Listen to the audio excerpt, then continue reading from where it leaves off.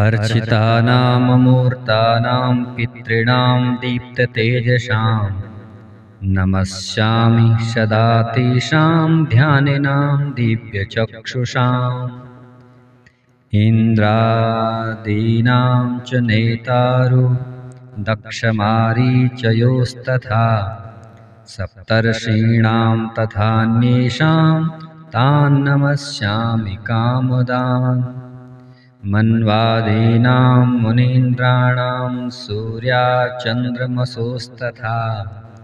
तान् नमस्याम्यहं सर्वान् पितॄनप्सु दधावपि नक्षत्राणां ग्रहाणां च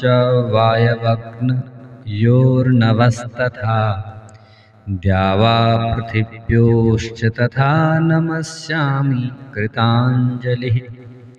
देवर्षीणां जनित्रश्च सर्वलोकनमस्कृतान् अक्षयस्य सदा दात्रीन् नमस्येऽहं कृताञ्जलिः प्रजापतेः कश्यपाय सोमाय वरुणाय च योगेश्वरेभ्यश्च सदा नमस्यामि कृताञ्जलिः नमो गणेभ्यः सप्तभ्यस्तथा लोकेषु सप्तषु स्वयंभुवे नमस्यामि ब्रह्मणे योगचक्षुषे सोमाधारान् पितृगणान् योगमूर्तिधरांस्तथा नमस्यामि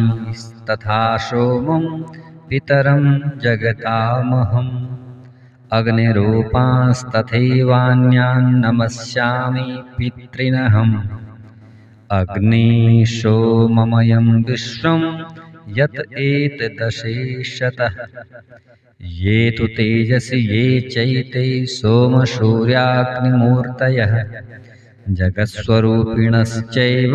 तथा ब्रह्मस्वरूपिणः तेभ्योऽखिलेभ्यो योगिभ्यः पितृभ्यो यतमानसः नमो नमो नमस्ते मे प्रसीदन्तु स्वधा भुजः।